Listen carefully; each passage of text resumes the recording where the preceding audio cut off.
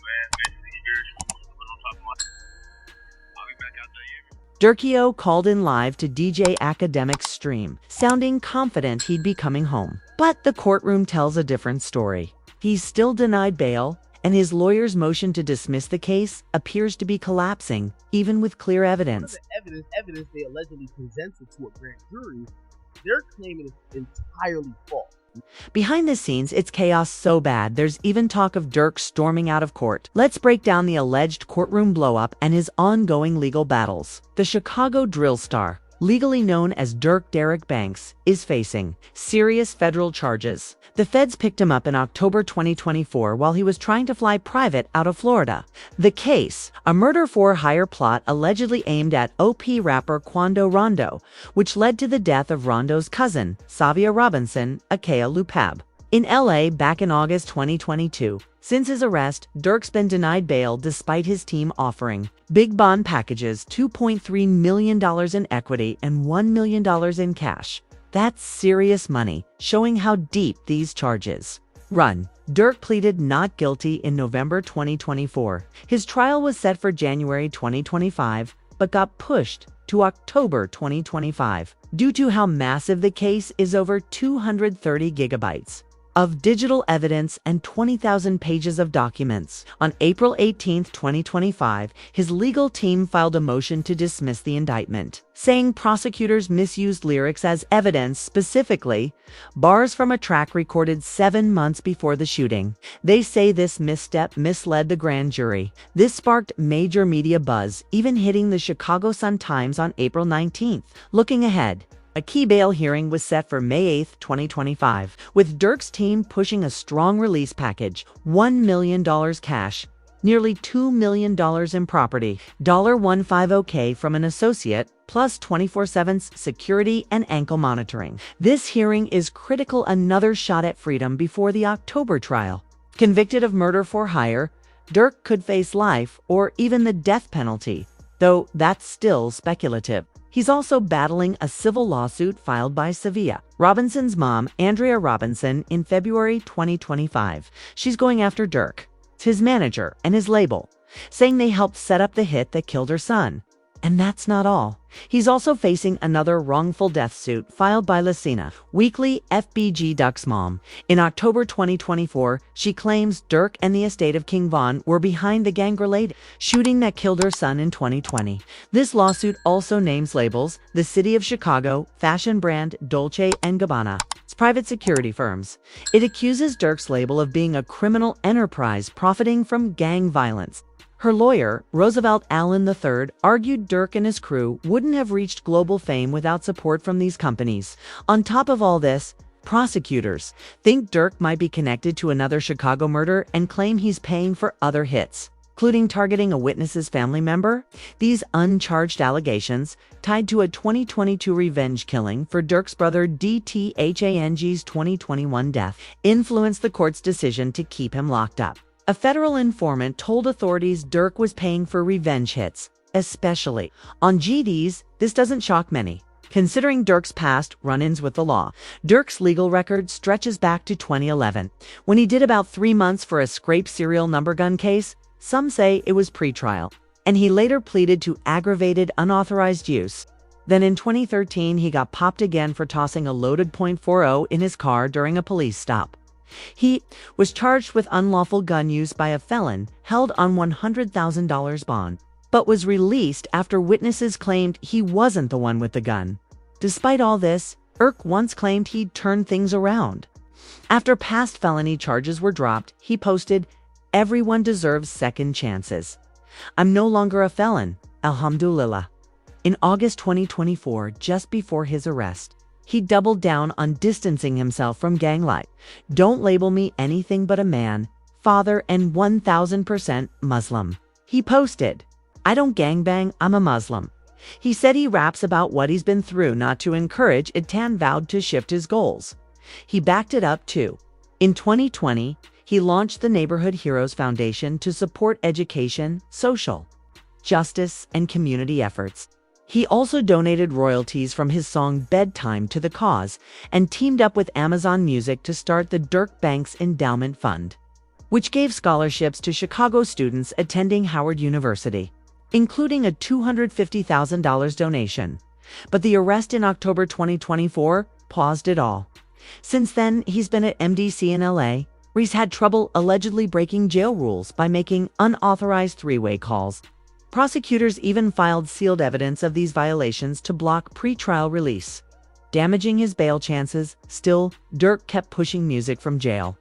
On March 18, 2025, Rolling Stone announced his new album Deep Thoughts would drop on March 28th, featuring a jail cell-themed trailer and a call with producers. Durk said, "The streets still need me," keeping his name alive. But fans were split about his alleged feature on Hypnocaros, where Smirk go from Jayla. Phone calls some say was fake or AI generated. Durk's got strong support from people like Hypnocaro, who praised him as a real one. Young Chop, who said Durk had his back during mental health struggles, and Ashley Banks, who worked with him early on. His former manager, Lyrical McCulley, said the charges don't reflect who he is. Still, critics like Andrea Robinson and Lasha, Weekly, Lou Pab, and FBG Duck's moms aren't buying it. Weekly has openly dissed Durk and sued him over her son's 2020 murder, especially angry about him referencing Duck in lyrics and even doing tributes at shows. Interestingly, Quando Rondo tried to make peace in October 2024, saying on IG, "We didn't get into music to stay in the streets. Let's let it go." He called for Uniton in support of Durk, but as a gesture of healing. Despite Rondo's words, the law hasn't shown Durk any mercy. The murder-for-hire case centers on allegations he ordered a hit on Rondo that killed Lou Pab in August 2020 to revenge for King Von's 2020 killing. Charges include murder-for-hire conspiracy, using interstate facilities to commit murder and weapons crimes. If found guilty, Durk could get life or worse. Evidence is heavy. 230+ GB of digital data, surveillance, photos, statements, and 20,000+ pages of case files. Prosecutors even have travel and bank records tying Durk's people to the hit.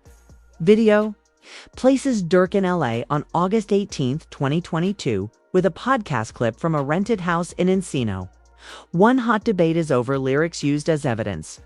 The feds claim a song was modified post-shooting to reference Rondo, but Durk's team says it was recorded 7 months prior and fanedited later. Legal experts like Eric Nielsen have slammed using lyrics this way, saying it's dangerously misleading.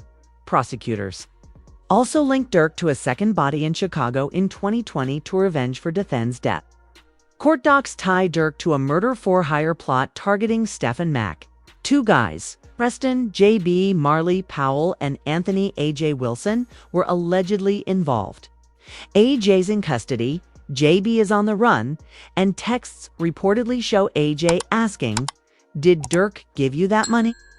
Even Reddit's buzzing about this, pointing out A.J. appeared in Durk's AHA video, filmed just weeks after Mack's death. The case grows, talk swirling about who's flipping to the feds. Rapper King Uele even took to socials accusing a dude named Jam of being the snitch. Somebody named OTF Jam, they said they've been calling him a rat. Basically, he said, okay, rat. Watch this. This accusation is especially significant because Jama, longtime associate of Durk, got out of prison in February 2022 after serving 12 years for attempted murder. He's since taken to social media to defend himself. Hester, aka Jam, is my real name, he posted. Till you see that name on the paperwork, don't at me. In a twist, Jam has actually accused Durk of dry snitching on him in a track, saying, "Calling me a rat or a snitch, but rapping snitch shit on themselves." Jam was referring to Durk's verse on Von's song Back Again, where Durk raps, "Jam, get out of that jam. I give him 50, ain't gotta ask again." He was catching murders way back then. That's when the max was in. Jam later confirmed in an interview that Durk did bless him with money after his release. Can you tell us how much he gave you,